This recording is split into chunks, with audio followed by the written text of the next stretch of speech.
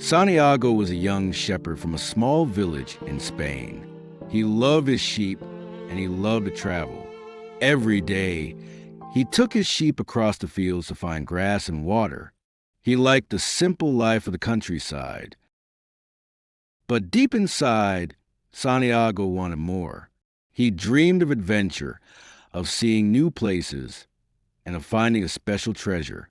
Santiago had a small book that he read during the long days in the fields. He liked learning about the world, about people, and about dreams. He thought a lot about what it means to be happy. Sometimes, he sat under a big tree near an old church. There, he talked to his sheep and thought about his life. One night, Santiago slept near the same old church. He had a strange dream. In the dream, a small child took him by the hand and led him to the pyramids of Egypt. The child said, "If you go to the pyramids, you'll find a hidden treasure."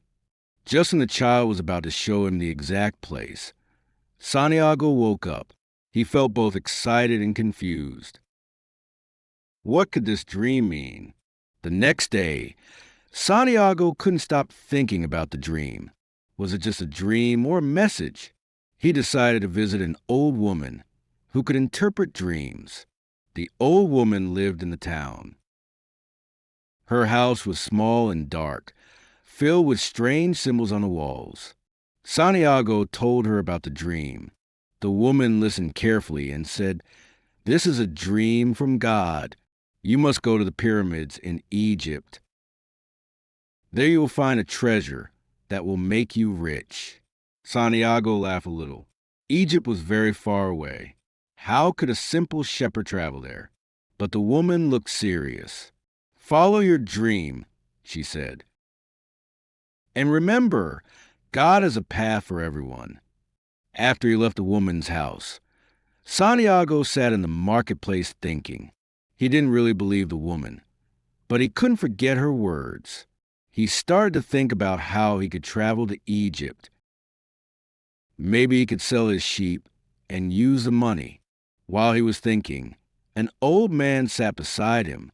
The man wore a strange, colorful cloak and had a golden breastplate with a symbol of a cross. Santiago noticed his eyes. They were kind but full of mystery. The old man started talking to him, saying he was Melchizedek, the king of Salem. Santiago was surprised. He had never heard of Salem. The old man seemed to know everything about Santiago, his dream, his sheep, even his secret wish to travel. Santiago was shocked. "How do you know all that?" he asked. The old man smiled. "When you really want something, all the universe helps you to achieve it," he said. "It's called the personal legend." Santiago didn't understand. "What is a personal legend?" he asked. The old man explained. "It's your life's purpose. Everyone has one. But most people stop listening to their hearts. They are afraid to follow their dreams." The old man told Santiago that his dream about the treasure was not just a dream. It was a message from the universe. He said Santiago should follow it. But Santiago was afraid.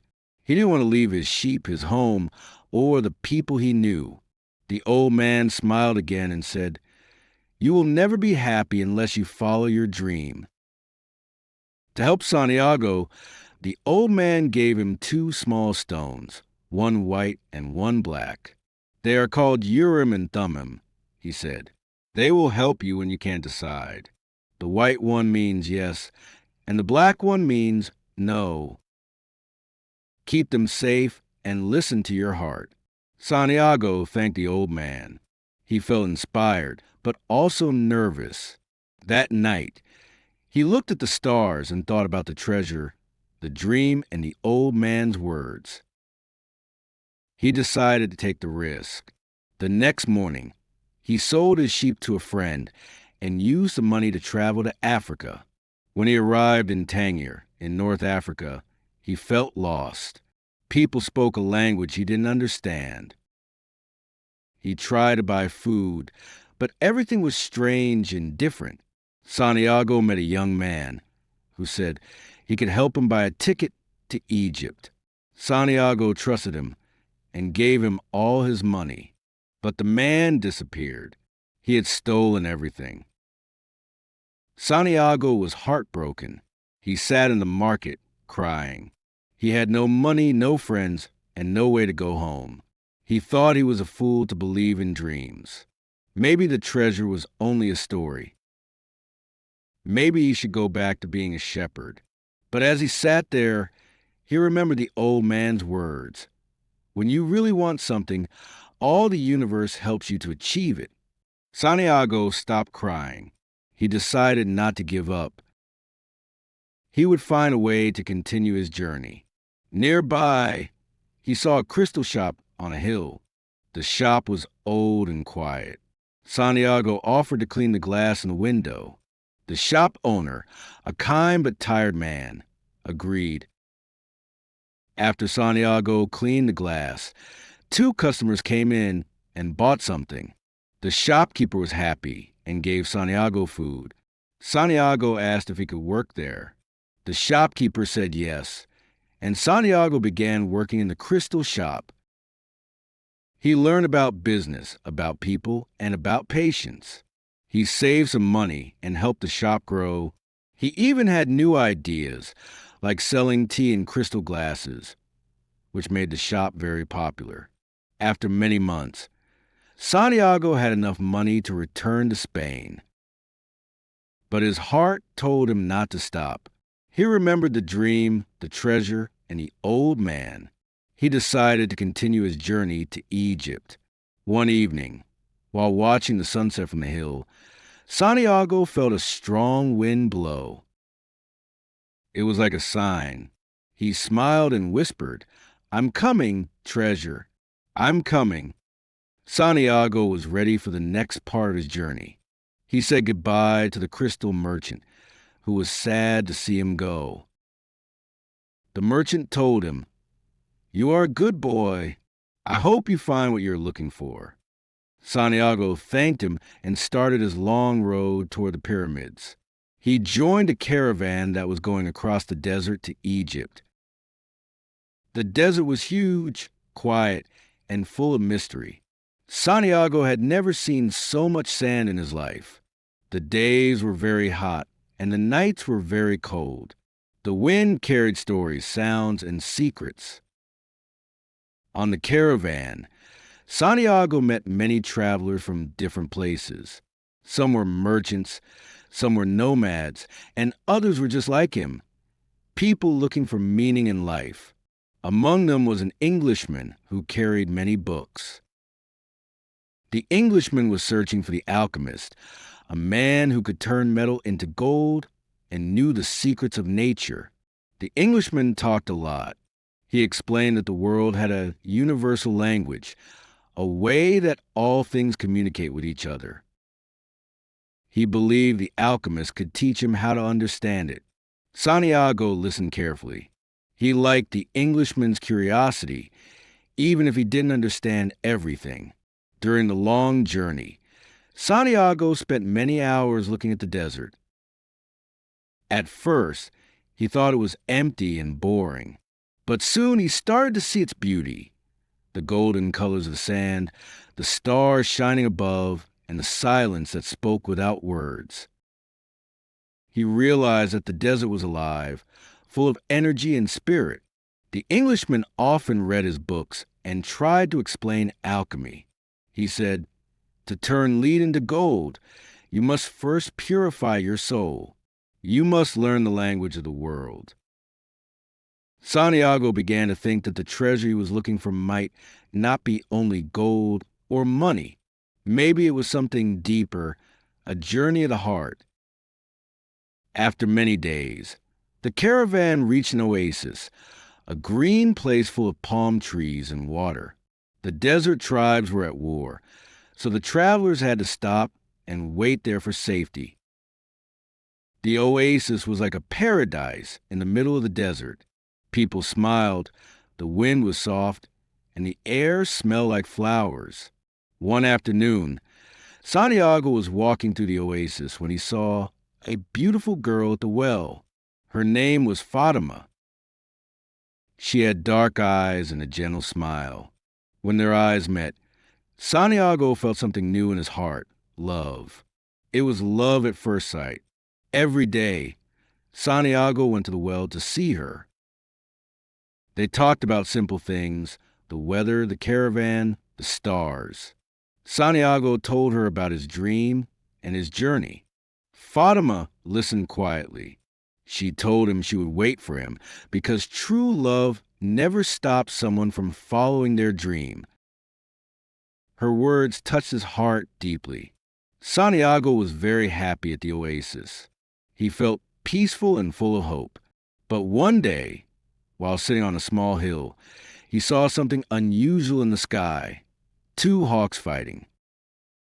At that moment, he felt a strong feeling in his heart, like a message.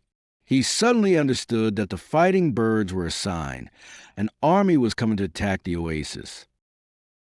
Santiago was afraid, but decided to tell the leaders of the oasis, the tribal chiefs. They listened carefully and believed him. They prepared their people for defense, just as Santiago saw in his vision. The next day, a group of men on horses tried to attack. But the oasis warriors were ready, and they won the fight. Everyone was amazed. They called Santiago a seer, someone who can read the signs of the desert. That night, a mysterious man came to see him. He was dressed in black and rode a white horse. The man's eyes were strong and deep. Santiago felt he was in the presence of someone powerful. The man said, "I am the alchemist." Santiago was shocked. This was the person the Englishman had been looking for. The alchemist told him that he had been watching Santiago for some time. "You have a special gift," he said. "You can understand the soul of the world." Santiago didn't fully understand what that meant. The alchemist continued, "You must continue your journey to the pyramids. Your treasure is waiting for you there. Love will not stop you, because true love helps you grow." Santiago didn't want to leave Fatima, but she told him, "Go. The desert will bring you back to me." So, with a heavy heart but a strong spirit, Santiago said goodbye and left the oasis with the alchemist. As they traveled through the desert together, Santiago learned many lessons. The alchemist taught him to listen to his heart, to read the signs around him, and to trust the language of the world. "Everything has a soul," the alchemist said. "When you connect with the soul of the world, anything is possible." They rode their horses across the endless sand. Sometimes they met tribesmen. Sometimes they saw ruins of old cities. Each day, Santiago learned more about himself. He realized that fear is the only thing that can stop a person from following their dream. One night, they stopped near a fire. The alchemist looked at Santiago and said, "You already have what you need to find your treasure. You have courage, love, and faith." Santiago smiled but asked, "Then why do I still feel afraid?" The alchemist replied, "Because fear is natural, but don't let it control you. When you believe in your dream, fear disappears." Soon after, soldiers from the desert tribes captured them. They thought Santiago and the alchemist were spies. The soldiers took all their money and led them to their camp. Santiago was terrified, but the alchemist remained calm. He told the soldiers, "Let us go. This boy can turn himself into the wind." The soldiers laughed, thinking it was a joke. "If he cannot, you both will die tomorrow," they said. Santiago was in shock. How could he turn into the wind? He didn't know how. That night, he was very scared. The alchemist said, "Don't be afraid. Talk to the desert, the wind, and the sun. They all understand the same language. Believe in yourself." The next day, The soldiers brought Santiago to the top of a hill. The wind began to blow. Santiago closed his eyes and started talking to the desert, asking it for help. The desert said, "I cannot turn you into the wind. Ask the wind." Then he talked to the wind. The wind said, "I cannot do it either. Ask the sun." Then Santiago talked to the sun. The sun said, "You must ask the soul of the world." Santiago felt a great energy around him. He became part of the desert, the wind, and the sun. He felt his heart open and his fear disappear. The wind grew stronger, blowing sand everywhere. The soldiers were scared. When the storm stopped, Santiago was gone. He had become one with the wind. When the wind calmed down, Santiago appeared again, smiling. The soldiers were amazed and let them go. The alchemist looked at Santiago with pride. "You have learned the greatest lesson," he said. "When you follow your heart, you can do miracles." The two continued their journey until they reached a Coptic monastery near the pyramids. There the alchemist stopped. "This is where we part," he said. "Go on. The treasure is waiting for you." Santiago felt sad to say goodbye. The alchemist gave him one last piece of advice. "Remember, your treasure may be closer than you think, but you must still finish the journey." He also gave Santiago a small piece of gold. "For the road," he said and smiled. Santiago thanked him and continued alone toward the pyramids. The desert wind whispered softly, and Santiago felt peace in his heart. He knew he was very close to discovering the truth. He finally arrived at the great pyramids of Egypt. They were tall and beautiful under the bright sun. Santiago fell to his knees and cried with joy. "I have come so far," he said. "Thank you, God, for guiding me." He started digging in the sand where he thought the treasure was. He dug for hours, but he found nothing. He kept digging until his hands were bleeding. Suddenly, some men came and attacked him. They were thieves looking for gold. The men took his money and beat him. Santiago cried and said, "Please leave me. I came here because of a dream." One of the thieves laughed and said, "You're a fool. I also had a dream once. In my dream, there was a treasure under a tree in an old church in Spain." Then they left him alone in the desert. Santiago lay there weak and tired, but suddenly he understood. The treasure was not in Egypt. It was in Spain, under the very tree where he had the dream for the first time. Santiago lay on the sand near the pyramids. His body hurt, and his clothes were torn. The thieves had taken all his money. The stars shone above him, and the desert wind whispered softly. For a moment, he felt empty and lost. He had come all this way, crossed the desert, faced fear and danger, and now there was nothing. But then he remembered the words of the alchemist. "Your treasure may be closer than you think." The thief's last words also came back to him. The dream about a treasure under a tree at an old church in Spain. Santiago sat up slowly. His heart began to beat faster. He finally understood. The real treasure was not in Egypt. It was back where his dream began. He laughed, even though his body was sore. The desert wind carried his laughter far away. "Thank you, God," he whispered. "You gave me a sign." He knew now that the whole journey was part of the plan, to teach him the language of the world, to make him strong, and to help him listen to his heart. The next morning, Santiago started walking back. He had no money, no food, and no horse. But he had something more powerful: faith. He believed that the universe would help him, as it always had. Along the way, strangers gave him food and water. He crossed the desert again, But this time it felt different. He no longer feared it. The desert was now his friend. After many weeks, he reached the sea and found a ship going to Spain. He worked for the captain to pay for the trip. During the nights, he looked at the stars and thought of Fatima, waiting for him at the oasis. "I will come back to you," he said softly to the wind, "and I will bring my treasure." When the ship arrived, Santiago walked for many days through the familiar countryside. He passed the same small towns, the same hills, and the same fields where he used to take his sheep. Everything looked the same, but he was not the same boy anymore. He was wiser, stronger, and full of peace. Finally, he came to the old church where he had slept long ago.